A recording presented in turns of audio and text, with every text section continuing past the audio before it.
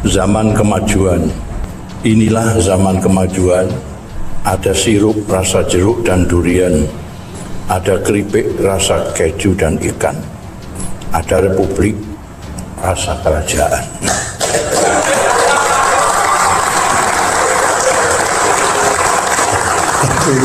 Malam ini saya tidak akan bacain gitu-gitulah.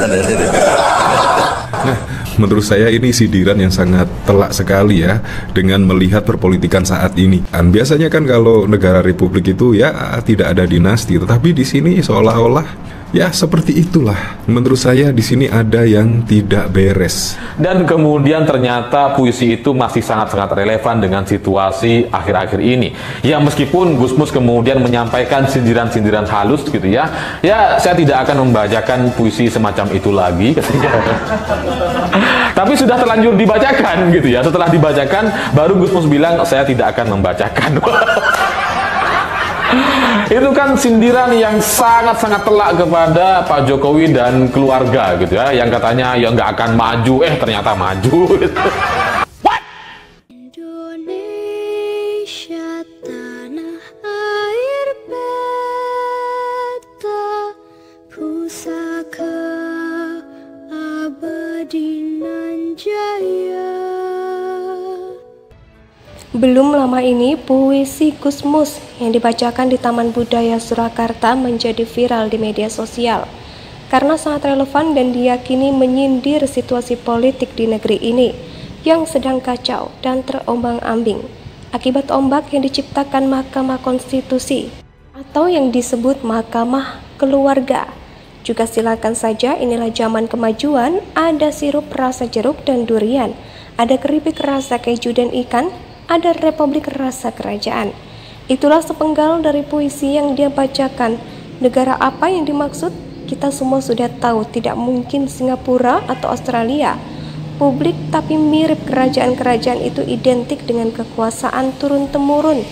Dari ayah turun ke anak, lalu turun ke cucu, lalu turun ke cicit, dan begitu seterusnya sampai bumi dihantam meteor sebesar planet Jupiter. Dan inilah yang sedang terjadi saat ini. Memang tidak ada penunjukan langsung secara brutal, tapi apa yang dilakukan MK saat ini adalah bentuk dari tatanan bernegara yang dirusak oleh sekelompok orang haus kekuasaan yang tidak rela kehilangan kekuasaan itu. Godaan tahta memang sangat kuat layaknya makanan. Setara kualitas Michelin star sulit ditolak, bahkan cenderung melakukan apa saja demi mempertahankan kekuasaan itu. Mereka tidak rela meninggalkan itu semua. Kutukan post-power syndrome memang banyak menjangkiti mereka yang sudah lama berkuasa dan hampir menuju. Begitu masa jabatan hampir tamat, ada yang berupaya dengan segala cara agar anggota keluarga melanjutkan, bahkan anak yang masih belum cukup umur pun dipaksakan maju. Seolah sudah terlihat matang, kalau ada halangan mereka mengklaim seenaknya, maunya sendiri. Itulah yang dilakukan MK, menambahkan frasa baru yang kemudian jadi aturan yang harus dipatuhi KPU. Gila kan frasa itu bisa ditambahkan demi melanggengkan ambisi politik ini? Adalah rencana yang sangat keterlaluan. Ada yang bilang seburuk-buruknya pemerintahan SBY, dia tidak separah itu mengubah frasa apapun dalam konstitusi agar anaknya bisa maju sebagai capres, cagup, atau jabatan apapun.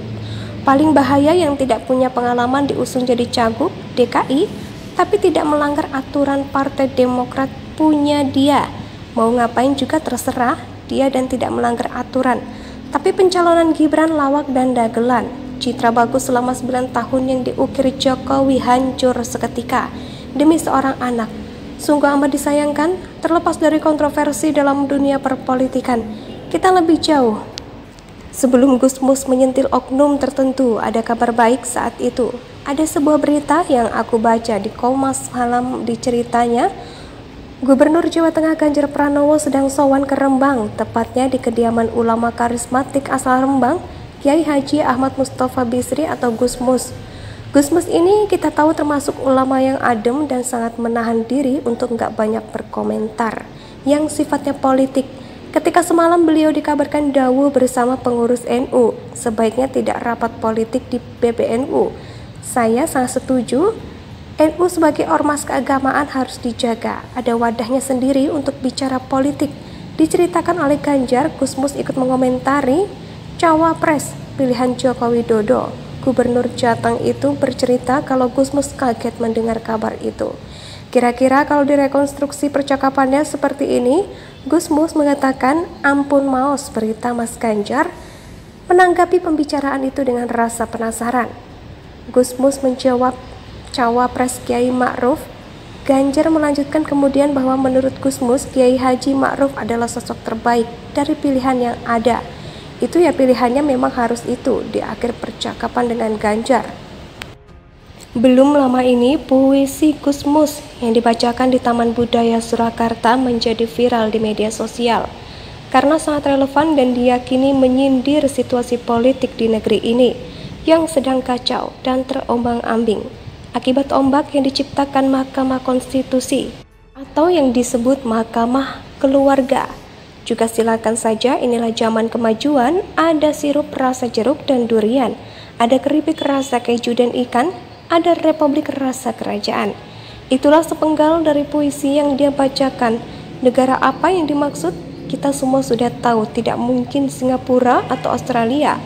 Publik tapi mirip kerajaan-kerajaan itu identik dengan kekuasaan turun-temurun, dari ayah turun ke anak, lalu turun ke cucu, lalu turun ke cicit, dan begitu seterusnya sampai bumi dihantam meteor sebesar planet Jupiter.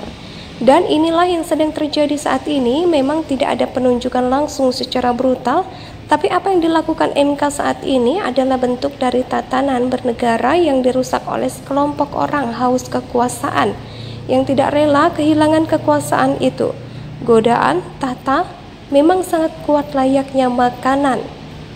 Setara kualitas Michelin star sulit ditolak, bahkan cenderung melakukan apa saja demi mempertahankan kekuasaan itu. Mereka tidak rela meninggalkan itu semua. Kutukan post-power syndrome memang banyak menjangkiti mereka yang sudah lama berkuasa dan hampir menuju.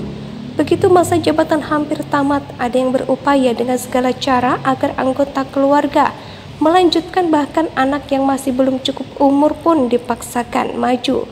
Seolah sudah terlihat matang, kalau ada halangan mereka mengklaim seenaknya, maunya sendiri. Itulah yang dilakukan MK, menambahkan frasa baru yang kemudian jadi aturan yang harus dipatuhi KPU. Gila kan frasa itu bisa ditambahkan demi melanggengkan ambisi politik ini adalah rencana yang sangat keterlaluan. Ada yang bilang seburuk-buruknya pemerintahan SBY, dia tidak separah itu mengubah frasa apapun dalam konstitusi agar anaknya bisa maju sebagai capres, cagup, atau jabatan apapun. Paling bahaya yang tidak punya pengalaman diusung jadi Indonesia sejak dulu kala tetap dipuja-puja bangsa.